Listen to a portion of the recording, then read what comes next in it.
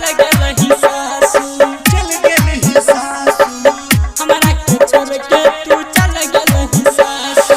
मासूम अखिया में द देलही आंसू, हमरा के छोड़ के तू चल गेलही सासू, चल गेलही सासू। मासूम अखिया में द देलही आंसू, तोरी के दिल हमर चल गेलही सासू, चल गेलही सासू। जानो से ज्यादा चाहे रहियो गे, जानो से ज्यादा चाहत रहियो, तैयो तू हमारा छोड़ देलही जानू। मासूम अखिया में द देलही आंसू, हमरा के छोड़ के तू चल गेलही सासू, चल गेलही सासू। मासूम अखिया में द देलही आंसू, तोरी के दिल हमर चल गेलही सासू, चल गेलही सासू, चल गेलही सासू, हमरा के छोड़ के तू चल गेलही सासू, चल गेलही सासू। हिटकी बाजार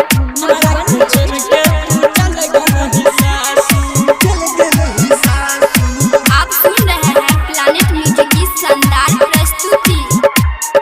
हमारा तू दिल पर छुरी चललही, हमारा तू दिल पर छुरी चललही। शादी रचा के जाने दूरी बनलही, हमारा तू दिल पर छुरी चललही। बोल न गे जानू बल हर जाई गे, बोल ना गे जानू बल हर जाई। तब तू हमारा छोड़ देलही पाछू, छोड़ देलही पाछू। मासूम अखिया में द देलही आंसू, हमरा के छोड़ के तू चल गेलही सासू, चल गेलही सासू। मासूम अखिया में द देलही आंसू, तोरी के दिल हमर चल गेलही सासू, चल गेलही सासू, चल गेलही सासू, हमरा के छोड़ के तू चल गेलही सासू, चल गेलही सासू। हिटकी बाजार हमरा के छोड़ के तू चल गेलही सासू। चल गेलही सासू। आप सुन रहे हैं प्लैनेट म्यूजिक की शानदार प्रस्तुति।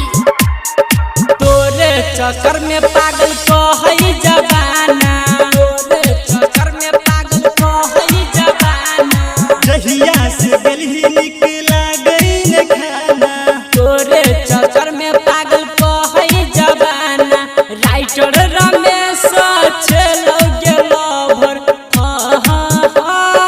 रमन जी यादव के दिलही नहीं खबर, राकेश रंजन के छोड़ देलही आजू, छोड़ देलही आजू। मासूम अखिया में द देलही आंसू, हमरा के छोड़ के तू चल गेलही सासू, चल गेलही सासू। मासूम अखिया में